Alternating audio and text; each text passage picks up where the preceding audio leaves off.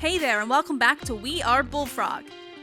In today's video, we're diving into the evolution of the on-screen Batman, from Christian Bale to Robert Pattinson. With multiple actors playing the role in recent years, it's been an interesting journey for the Caped Crusader. Let's take a look at how it all went down. Now that's more like it, Mr. Wayne.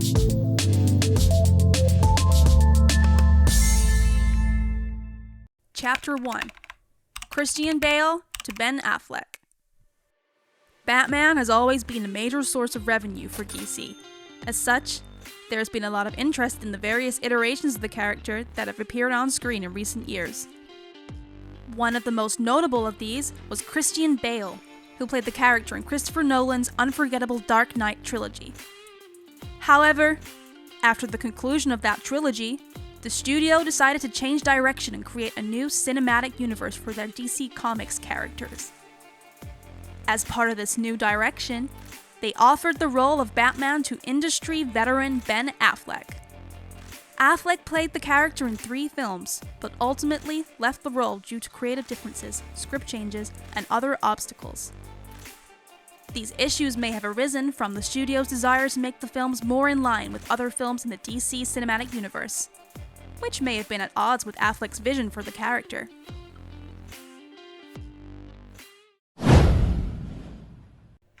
Chapter 2. Robert Pattinson and the DCEU. As Affleck was set to star in a solo Batman film connected to the DCEU, this represented a problem, and Warner soon found it best to remove the movie from the shared universe and develop it as its own project helmed by Matt Reeves. Hollywood heartthrob Robert Pattinson was cast in the role, and the film debuted to both good box office and fantastic critical reviews. However, despite the success of The Batman, the DCEU was once again thrown into flux when Ben Affleck announced that he would be returning to the role of Batman for the upcoming film, The Flash. This meant that the DCEU now had 2 versions of Batman existing simultaneously, raising questions about how the 2 characters would interact and coexist within the shared universe. Chapter 3. The Return of Michael Keaton.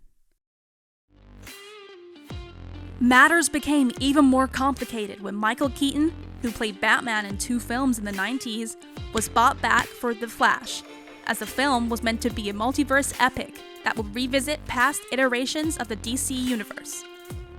This move was met with both excitement and confusion from fans, who were eager to see Keaton return to the role, but also curious about how his character would fit into the overall narrative.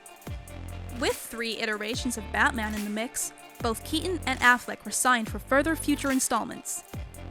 Keaton shot scenes for the Batgirl film, while Affleck was included in Aquaman 2. This created a lot of speculation and anticipation amongst fans, as they wondered how these different versions of the character would interact and what kind of storylines would be explored. However, despite all of this excitement, the Batgirl film was later axed, adding yet another layer of complexity to the situation. This left fans disappointed and confused as they were looking forward to seeing a female-led Batman film. All of this drama makes for an extremely complicated situation regarding DC's most well-known character, Batman. With multiple actors playing the character, multiple films featuring different versions, and multiple projects being cancelled, it can be difficult for fans to keep track of what is happening and what to expect in the future. It is a true testament to the enduring popularity and appeal of the character that it can sustain so much change and still remain relevant and exciting. Chapter 4. The Future of Batman. With James Gunn and Peter Safran given the keys of the DC kingdom to make it more cohesive, it is clear that 3 different iterations of the same character cannot be allowed to exist simultaneously. This is a common problem that arises when different creative teams are working on different projects, and it can lead to confusion and inconsistency in the overall narrative. To avoid this, it is important for DC to establish a clear and consistent vision for the character and the universe in which they exist in.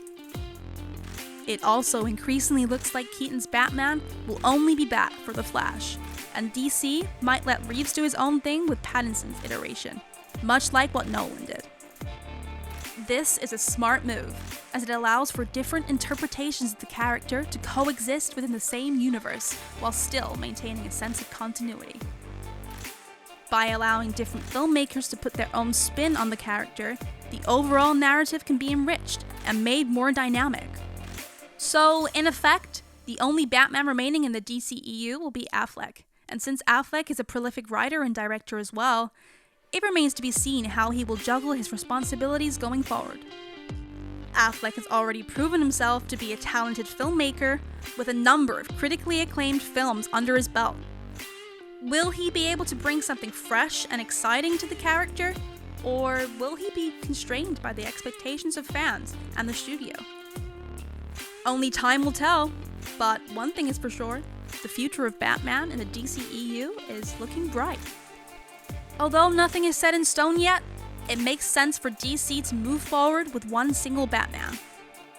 Different iterations of the same character running around not only convolute the main story, it also confuses the audience who do not receive these narrative gimmicks in the same way the studio intends them to.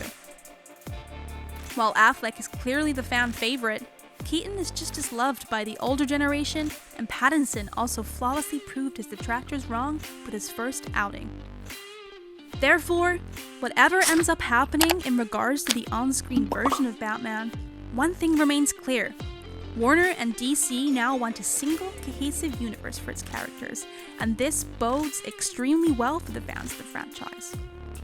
Well, that's it for today's video on the evolution of Batman and what to expect going forward.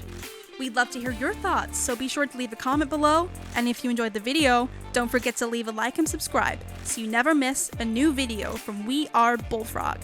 Thanks for watching, and we'll see you in the next one. Nice car. You should see my other one.